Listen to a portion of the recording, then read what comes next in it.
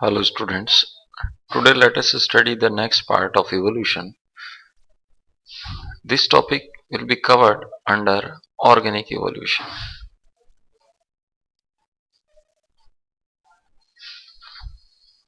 Before I start this topic, let us study that the evolution which was started millions of years ago initially was of inorganic nature.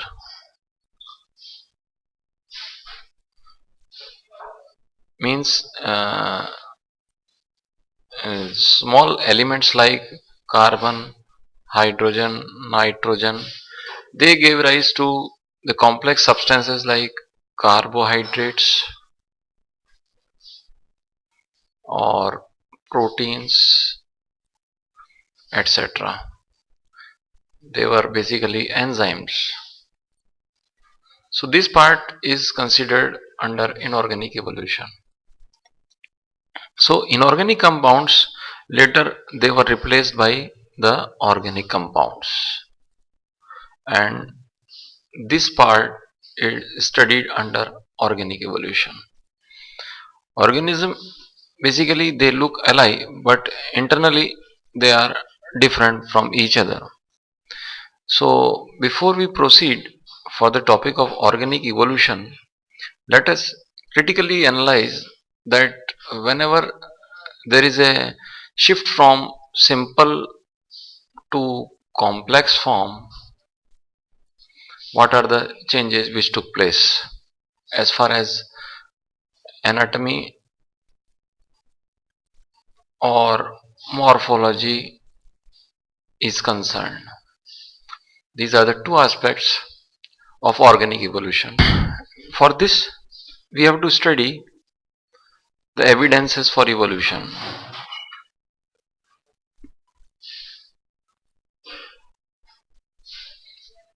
Evidences are of many types. The biggest and the most important evidence for organic evolution is the presence of homologous organs.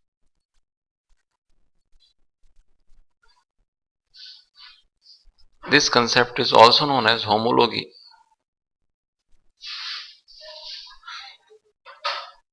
Now, first we should understand what are homologous organs. These are the organs which are similar in structure but differ in function. For example, forelimbs of vertebrates like species, amphibia, reptiles, etc.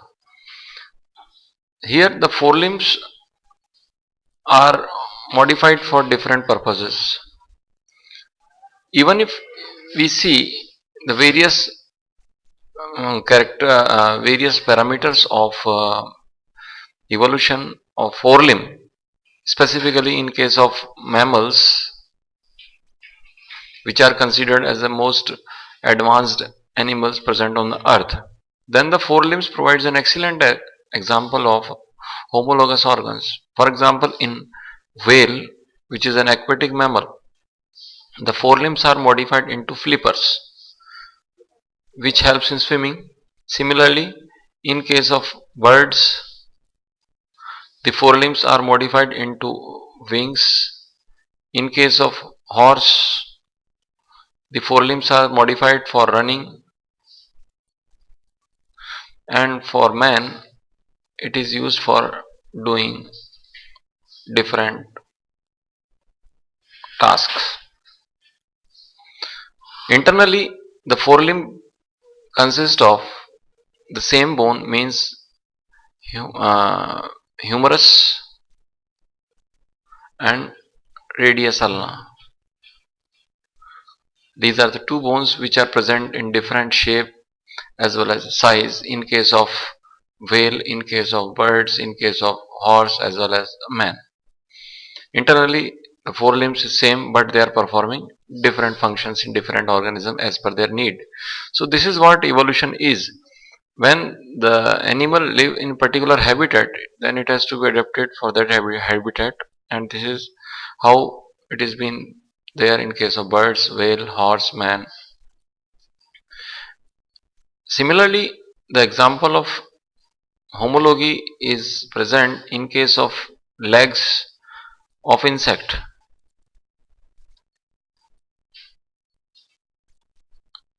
For different purposes, insects have different kinds of legs. Basically, all are jointed.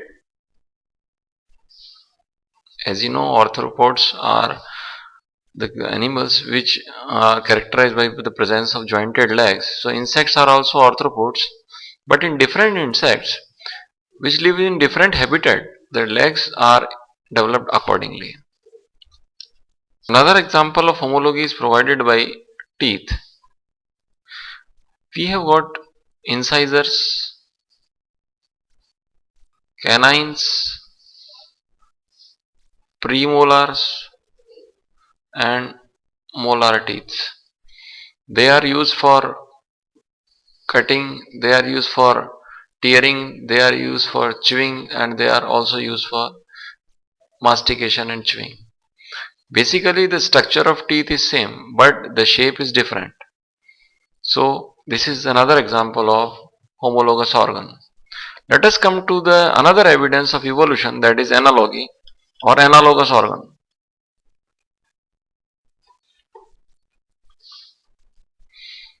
It is just opposite to the homologous organs, means the structures or organs which are similar in function but differ in structure, just opposite to the homologous organ. For example, wings of insects, they are used for flight. Similarly, wings of birds, they are also used for flight, but structurally they are different.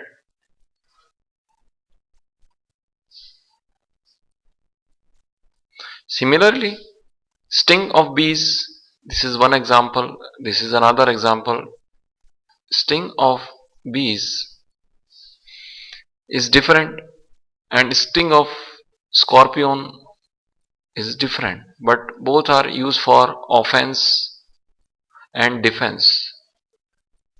The purpose is same. One more example for analogous organ is the fins of fishes as well as flippers of whale. Here the fins are not modified forelimbs, but flippers are modified forelimbs of mammals. Fins are made up of cartilage, and flippers, they are modified forelimbs of mammals. They are made up of bony part. The third most important evidence for evolution is the presence of vestigial organs. These organs which have no longer functional in any animal, they are considered as a vestigial organ. But initially they were present in some form or another, and they were functional also. It appears that these organs were well developed in ancestors. For example, there are many vestigial organs in human body, such as vermiform appendix. This is present at the junction of cecum and colon of large intestine. This does not have any purpose, but initially this organ was used for keeping the common cells bacteria, which helps in digestion. Another example of vestigial organ is the presence of external ear in man. In other animals, this Ear, external ear serves the purpose of receiving the sound waves, but in man it doesn't do the same job. Similarly, there are presence of wisdom tooth. It has nothing related to the wisdom, but still it is present as a vestigial organ in our mouth behind molars. Another example of vestigial organ is the presence of nictitating membrane.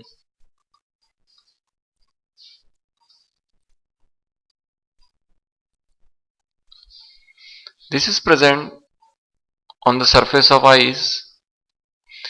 In lower animals such as amphibians and in some wild animals, this membrane serves as a protecting layer or protecting coverage over the eyes. But in man, it does not have any role, but it is still present in a small vestigial form on the corner of eyes.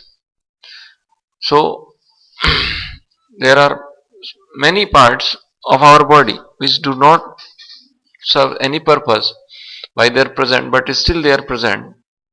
It shows that we have evolved from a primitive ancestors which bear these organs, and now they are of no use, so they are no longer available in their developed form. The resemblance suggests that there is a common ancestry between man and its ancestors. Another example of evidence of evolution is taken by heart.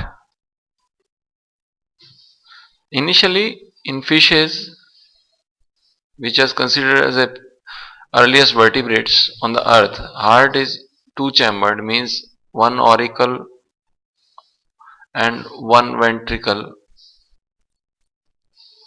It evolved as three chambered in amphibians, where two auricles and one ventricle is present. In reptiles, the heart is again three and a half chambered, means two completely form auricles, but ventricles are incompletely divided into two chambers.